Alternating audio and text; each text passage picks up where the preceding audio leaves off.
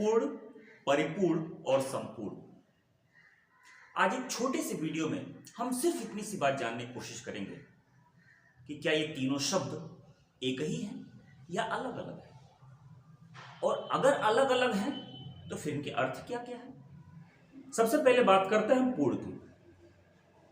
पूर्ण का हिंदी में यूं तो कई अर्थ होते हैं, पूरा, भरा हुआ, समस्त, कुल, खत्म, समाप्त। लेकिन सीधे सीधे अगर बात किया जाए तो पूर्ण का मतलब होता है पूरा या कंप्लीट या समाप्त। जैसे कि मैं आपसे अगर कहूं इस काम को पूर्ण करना आपकी जिम्मेदारी है, यानी कि समाप्त करना, खत्म करना, या आप कहेंगे कि काम पूर्ण हो चुका।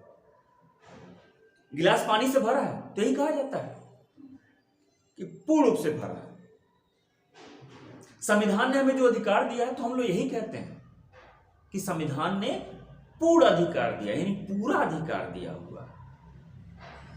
हमारी अगर इच्छाएं कोई हैं और इच्छाएं अगर पूरी हो जाती है तो हम लोग यही कहते हैं कि हमारी सभी इच्छाएं, सभी मनोकामनाएं पूर्ण हो चुकी हैं। तो पूर्ण का सीधा सीधा मतलब आप तो समझ गए होंगे। पूर्ण का मतलब होता है खत्म हो जाना, या पूरा या कुल।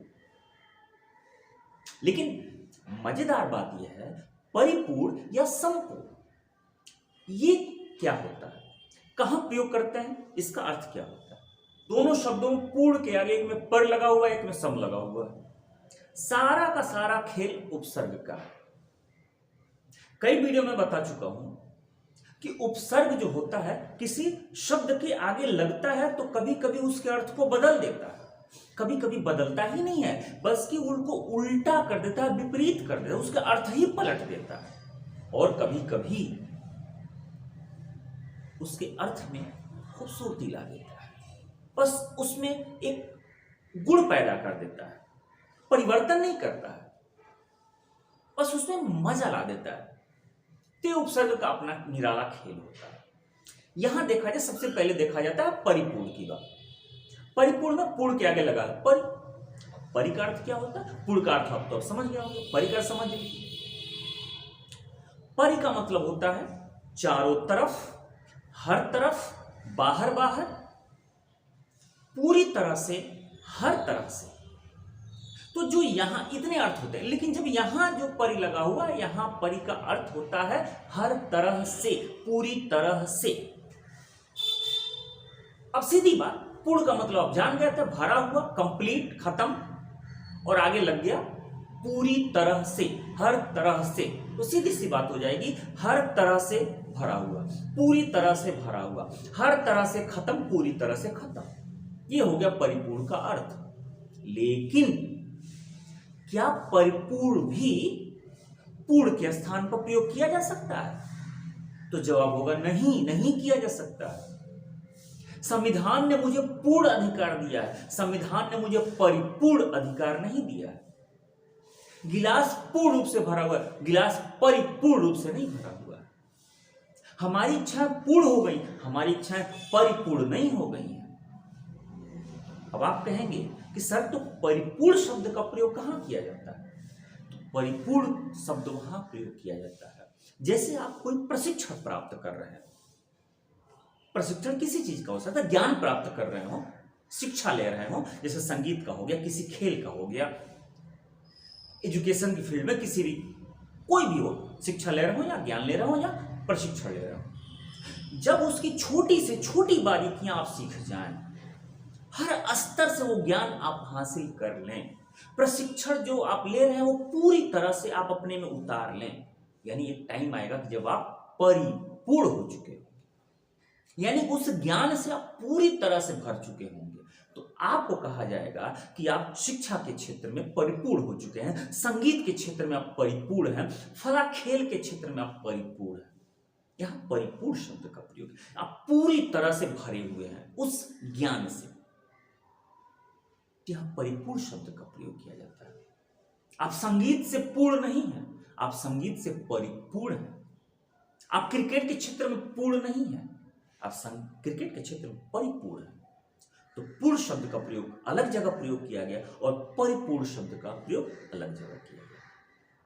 तीसरा शब्द था हम लोगों का संपूर्ण। अब यहां देखा जाए क्या है, यहां पुड़ के आगे उपसर्ग लगा हुआ है सम। सम का मतलब होता है समान, सम का मतलब होता है सुंदर, सम का मतलब होता है स्वच्छ। लेकिन यहां पुड़ के साथ जब सम लगा हुआ है तो यहां उसका अर्थ समान, सुंदर, स्वच्छ नहीं है। अभी थोड़ी देर पहले मैं बताया था कि कभी कभी उपसर्ग उसके साथ, शब्दों के साथ जुड़ता है तो बस उसमें एक विशेषता पैदा कर देता है। वही काम यहां हुआ है। पुड़ का मतलब था पूरा, पुड़ का मतलब था पूरा। सम उसमें जब जुड़ा हुआ है तो उसमें उसको विशेषता ला देता है, बस इतना ही उसका अर्थ होता है पूरा। लेकिन अब यहां पुड़ के जो कई अर्थ हम लोगों ने देखा, खत्म, समाप्त, कुल, भरा हुआ, लेकिन जो ही सम उसके साथ जुड़ता है तो पुड़ को भी एक अर्थ में सिमटा देता है। किस अर्थ में? अब यहां पुड़ का सिर्फ एक ही अर्थ सम जुड़ करके बना देता है कुल, बस पूरा। यानी कि संपूर्ण शब्द का प्रयोग हम एक ही अर्थ में करते हैं, समस्त या पूरा के रूप में, कुल के रूप में। अब यहां भरा नहीं होगा, अब यहां खत्म नहीं उसका अर्थ होगा। संपूर्ण का प्रयोग हम कहां करते हैं? तो करते हैं, हम लोग कहते हैं संपूर्ण जगत में यह काम हो रहा है।